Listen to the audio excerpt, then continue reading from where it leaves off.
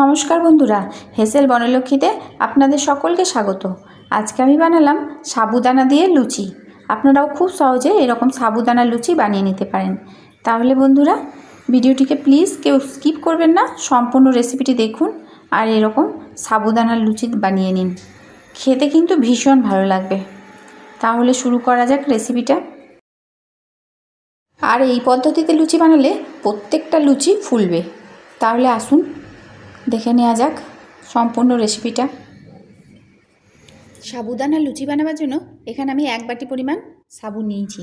এই সাবুটা মিডিয়াম দানা সাবু, তো আপনারা ছোট দানা বা মোটা দানারও নিতে পারেন। ওজনে প্রায় 150 গ্রাম হবে। আর এই লুচি বানাবার জন্য সাবুদানাটাকে ভিজিয়ে রাখার কোনো দরকার নাই। আমি না ভিজিয়েই সঙ্গে সঙ্গে এই লুচি বানিয়ে নেব। প্রথমে সাবুদানাটাকে ড্রাই রোস্ট করে নিতে হবে। তার জন্য আমি গ্যাসে কড়াই বসিয়ে দিয়েছি। কড়াইটা এখন ভালো মতো গরম হয়ে গেছে। এখন এই সাবুদানাটা এর মধ্যে দিয়ে দিচ্ছি।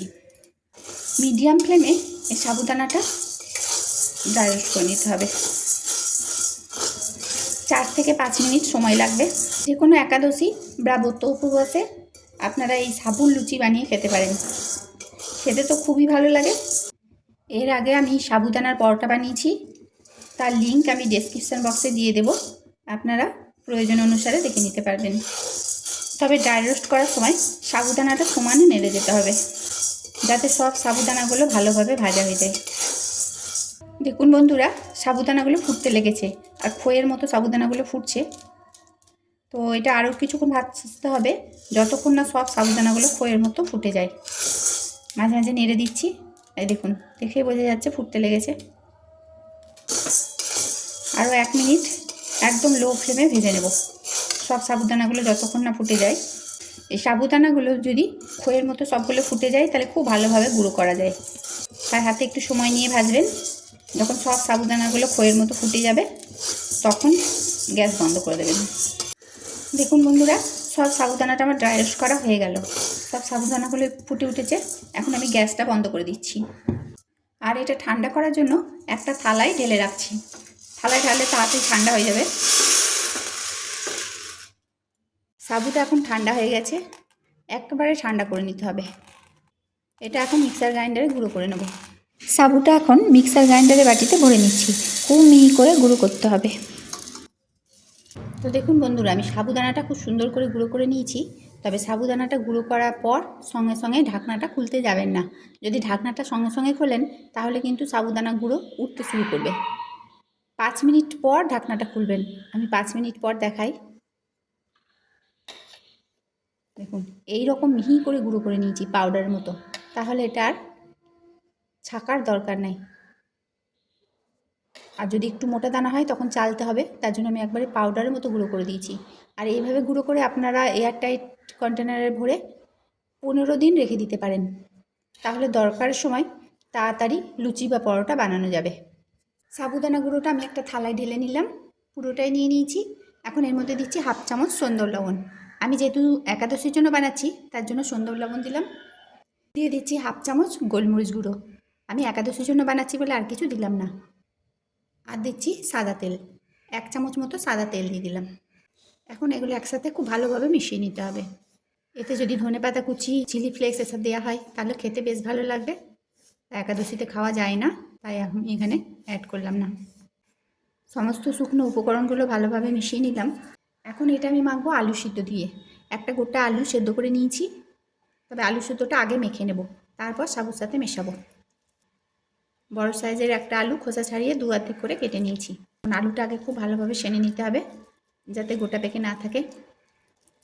গ্রেট করে দিলেও হবে, তবে তাতে সময় লাগবে। আমি হাত দিয়ে চটপট মেখে নিলাম। আলুটা খুবই বড় সাইজের বলে একটা দিয়েছি। 1 বাটি সাবু ছিল, তাই সেই বাটিরই 1 বাটি পরিমাণ আলু সিদ্ধটা হবে। এটা মাখিয়ে নিলাম। এখন এই সাবুর সাথে আলুটা মিশিয়ে নেব।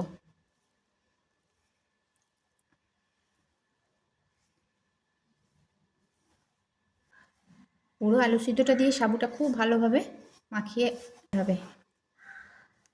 তারপর প্রয়োজন অনুসারে জল দেব। একটা নরম ডো তৈরি করতে হবে, কারণ সাবুতে যেহেতু জল টানবে। তাই আগে থেকে জলটা দিতে যাবেন না, কারণ জলের পরিমাণটা আগে বোঝা যায় না। আলুতে যেরকম ময়েশ্চার থাকে সেরকম জল লাগে। তার জন্য আলু দিয়ে আগে মেখে নিচ্ছি খুব ভালো করে। দেখুন বন্ধুরা, আলু দিয়ে এটা মাখা হয়ে গেল, কিন্তু এখন এটা নরম হয়নি। সাবুতে যেহেতু জলটা নেই, তাই এবারেতে আমি গরম জল দিয়ে মাখবো। কুসুম কুসুম গরম জল নিয়েছি। এই গরম জল অল্প অল্প করে দিয়ে এটা মেখে নেব, একটা সফট ডো বানাবো। জলটা একসঙ্গে না দিয়ে অল্প অল্প করে দিয়ে মেখে নিতে হবে। আমি এই সাবুর ময়দাটা খুব ভালো করে মেখে নিলাম, একবারে নরম ডো তৈরি করে নিলাম। আর এটা মাখতে মোটামুটি ওই বাটিরই হাফ বাটি গরম জল লাগলো। এইরকম নরম করেই মাখতে হবে, পরে শক্ত হয়ে যাবে। এখন হাতে একটু তেল নিয়ে নিলাম, সাদা তেল দিয়ে এই ডোটাতে এখন মাখিয়ে এটা রেস্টে রাখতে হবে। ঢাকা দিয়ে 15 মিনিটের জন্য রেস্টে রাখতে হবে। এতক্ষণ এটা রেস্টে রাখা ছিল, এখন এটা আরেকবার মেখে নিতে হবে। অনেকটাই শক্ত হয়ে গেছে আগের থেকে। আরও 1 মিনিট খুব ভালোভাবে এরকম করে মেখে নিতে হবে। খুব ভালোভাবে মেখে নিলাম। এখন এটা লেচি কেটে নিচ্ছি। সাধারণ লুচি থেকে একটু বড় সাইজ করে কাটতে হবে, যেহেতু সাবুর লুচি একটু মোটা হয়, তার জন্য একটু বড় সাইজ করে কেটে নিচ্ছি। লেচিগুলো কাটা হলে এইভাবে পাকিয়ে নিতে হবে। তো দেখুন বন্ধুরা, আমি একটু মোটা সাইজ করে সব লেচিগুলো পাকিয়ে নিলাম। এখন তেল দিয়ে দিয়ে লেচিগুলো বেলে নেব। সামান্য একটু তেল, যেমন সাধারণ লুচি বেলা হয় তেল দিয়ে, সেই তেল দিয়ে বেলে নেব। আর সাবুর লুচি বেলতে গেলে কোনো দিনই গোল হয় না, সাইডগুলো একটু এরকম খ্যাগড়া ব্যাগড়া হয়ে যায়।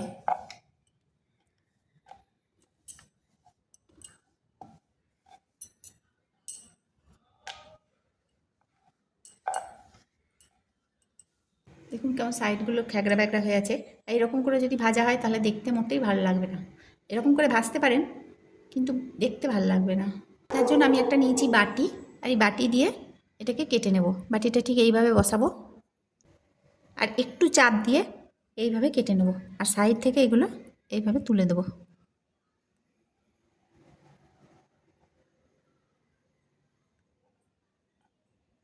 তুলে নিলাম। এগুলো দিয়ে আবার রেখে দেবো, আবার লুচি বেলা যাবে।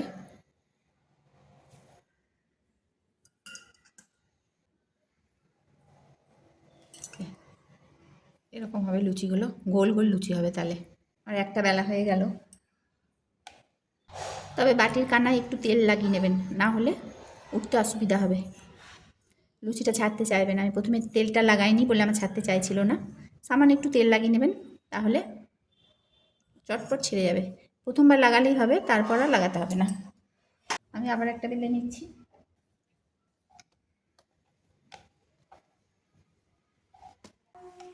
এভাবে বেলে নেব, আর বাটি দিয়ে এইভাবে কেটে নেব।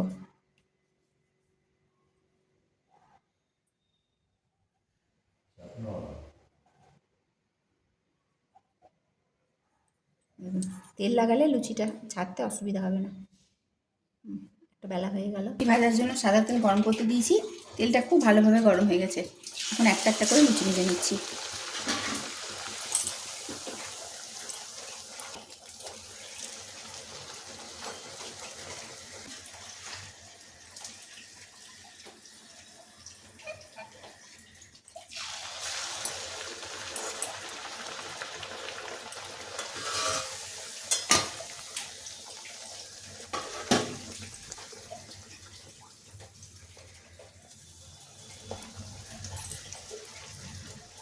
রেসিপিটা যদি আপনাদের ভালো লাগে তো প্লিজ লাইক, শেয়ার, কমেন্ট করবেন। আর যে সকল নতুন বন্ধুরা রেসিপিটা দেখছেন, তাদের যদি রেসিপিটা ভালো লেগে থাকে তো চ্যানেলটিকে সাবস্ক্রাইব করবেন, আর তার সঙ্গে পাশে থাকা বেল আইকন অবশ্যই প্রেস করে দেবেন, যাতে আমি যখন কোনো নতুন ভিডিও ছাড়বো আপনাদের মোবাইলে আগে পৌঁছে যাবে। তবে লুচি ভাজার আগে অবশ্যই একটা জিনিস খেয়াল রাখতে হবে, সাবুর ময়দাটা যদি খুব নরম হয়ে থাকে তাহলে আর একটু সাবুর ময়দা মিশিয়ে নিতে হবে, না হলে কিন্তু তেল টানবে। তাই খুব নরম ময়দাতে লুচি ভাজতে যাবেন না, যেমন সাধারণ লুচি ভাজা হয় সেই রকমভাবে ময়দা মেখেই লুচিটা ভাজবেন। আর রেসিপিটা যদি আপনাদের ভালো লেগে থাকে তাহলে প্লিজ একটা করে লাইক দেবেন, আর অবশ্যই একটা করে কমেন্ট করে জানাবেন যে রেসিপিটা আপনাদের কেমন লাগছে। ভালো লাগলে একটু শেয়ার করে দেবেন।